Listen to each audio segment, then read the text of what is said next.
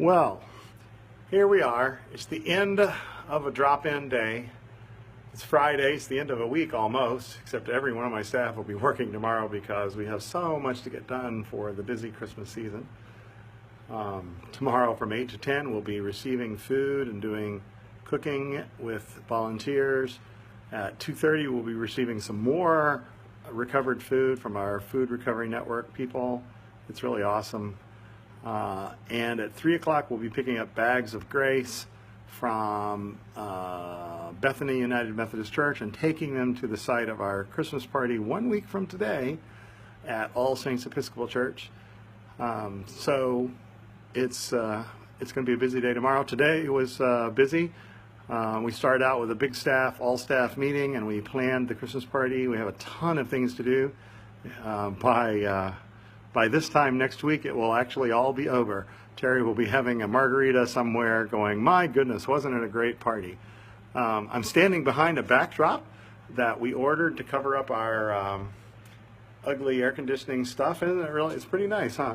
And today was chaotic. We had almost 30 people in the drop-in. They came to visit us, hang out with us. We had about 5 volunteers. 4 of them were UT, I think, and 1 was a brand new volunteer. And it was really nice working with him. And anyway, we had some new decorations come in, and we gave it to the clients to start decorating, and here they did today. It's awesome. This is our drop-in.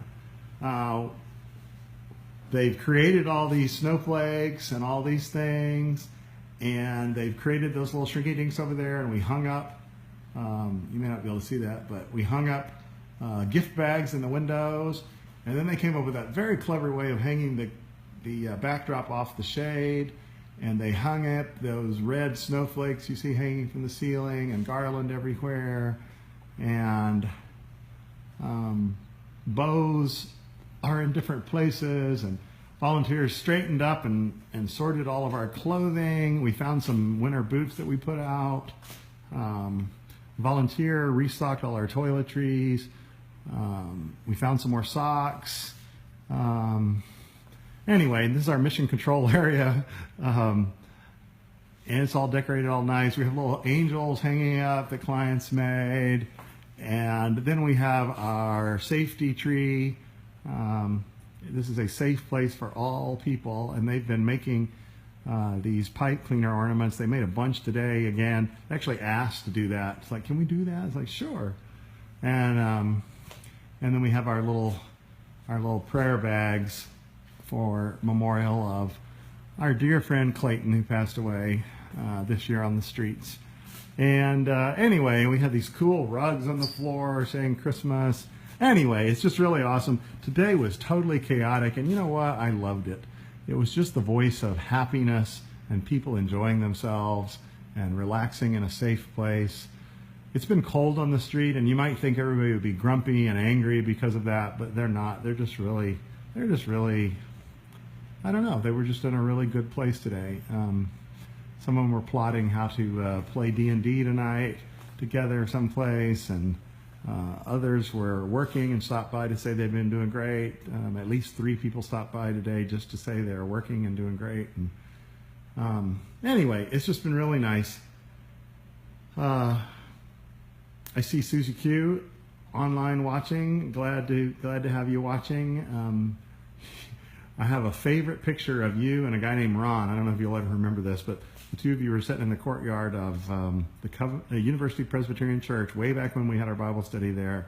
One of the first things we did indoors.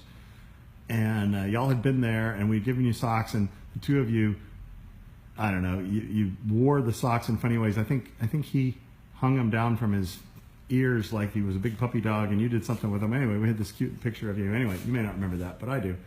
I have Ben Baskin watching, go to school, church with him, one of our youth at our church. Julie's watching. Billy's mom is watching. One of our staff members' mom is watching. Anyway, just say hi to all of you. But it was a beautiful day. Chaotic. It's hard on the staff. Please cover us in prayers for peace and detoxing. Every day is stressful right now. It's the peak season. Oh, sorry, I could turn the camera around. It's peak season for clients having funny feelings about Christmas time, for volunteers wanting to help, but maybe showing up at the wrong time of year. I love volunteers helping, but you come at a time of year when we're already super stressed out. So forgive us if for a minute we look taken aback sometimes. But we're glad to have you, and we want to have you all year.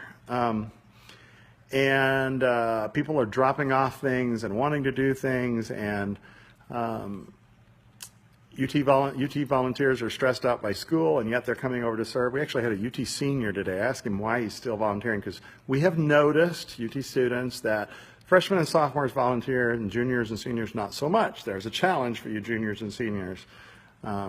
And he said he just likes it, and he's been accepted into medical school already, and he just wants to give back, and so he's volunteering, and that's awesome.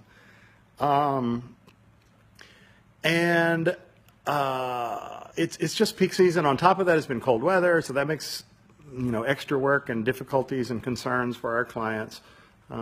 We're so grateful to be in partnership with the University Baptist Church, who kept 6 of our clients last night out of the cold. 5 stayed out of the cold last night at LifeWorks on the east side. So that's a lot of people not sleeping outdoors when it was freezing and, in fact, snowing in Austin. We had our first snow in a long time in Austin last night. And on top of that, it's peak fundraising. I am delighted to share that we received a $10,000 gift yesterday, which brings us down to only needing about $44,000 more to end the year in the black. When I say in the black, I mean break even. It means money we spent versus money that came in. And that's smaller than it is a lot of years, but it's concerning. It's a weight on my shoulders, to be sure. But it's in God's hands. We've done all that we possibly can.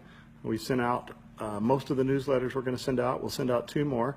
Those of you who are donors will get a donor update next week, and then everyone will get a top 10 countdown for the new year. We'll pick out 10 of our favorite moments that we have pictures for and share them at the end of the year.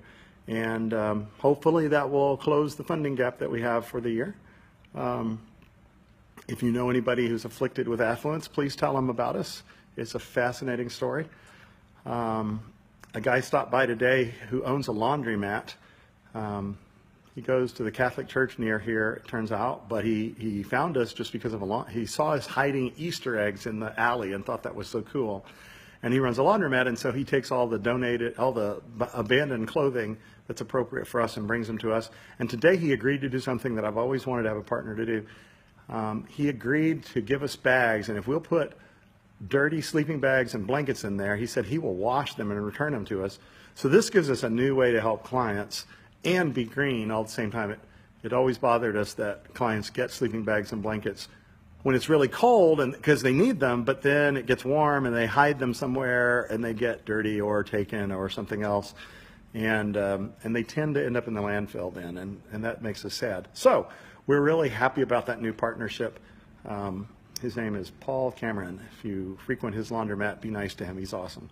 But it was really cool talking with him. He said he's attracted to our ministry because he can tell that we're in it for the kids, and we're clearly coaching them and fostering them over the long haul.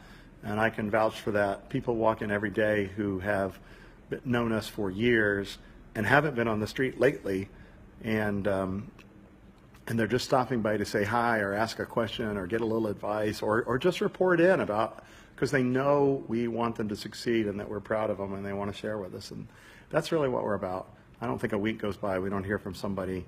Heard from Savannah last night.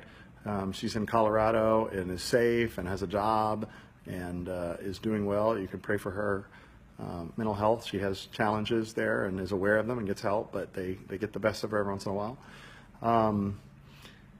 So anyway, it's just a rewarding ministry beyond belief. And I just wanted to share it with you. It's the quiet at the end of a day, and the place still resonates with all the love and all the fellowship that happened in this room today. It's really cool. So if you're watching, be a part of us. And if you know somebody who's been looking for something meaningful to become a part of it, send them to our homepage, streetyouthministry.org. We have a little chat bot there. It gives you 4 choices up front. Do you want to volunteer? Do you want to find things we need?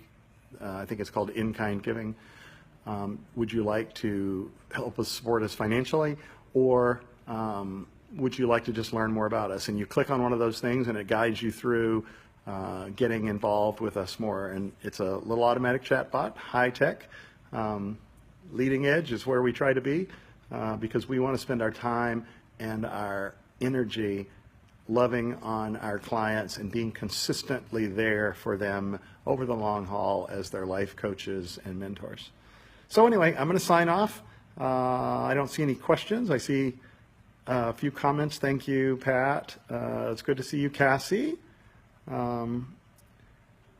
It's good to see you, Alicia. But I'm going to say, unless you have any questions, I'm going to say goodbye. I just wanted to share the day with you. It was a hard day for our staff. Some of them went home tired or frustrated because there's so much to do. But I hope they will be covered in prayer, and I hope they will see the peace and gratitude of the Father in their work today. I certainly do. I'm very proud of them. I'm very appreciative of them.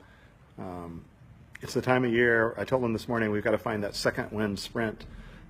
We have 10 more days to go, and we can make it to Christmas. But it is like a marathon, and we are at that place where it feels like maybe we can't make it. So, hey, David, it's good to see you.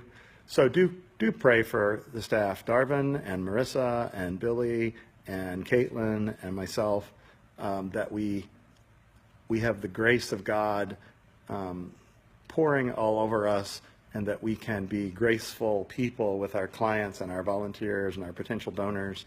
Oh yeah, it was a good day for donors too.